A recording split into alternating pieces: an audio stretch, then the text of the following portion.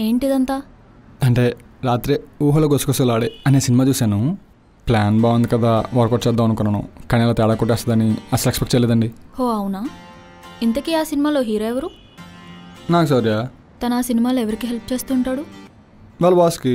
ఇంతకీ తను చెప్పే మాటలు ఎవరి మనసులోవి? హీరో మనుషులవి. మరి ఈ సీన్లో హీరో వాడా నువ్వా? నేనే. మరి వాడి ఫీలింగ్స్తో నీకేంట్రా పని? నీ మనసులో ఉన్నదేంటో, నువ్వేం చెప్పాలనుకుంటున్నావో అది నువ్వు చెప్పు. వాడు చెప్పింది వీడు మాట్లాడింది కాదు. అర్థమైందా?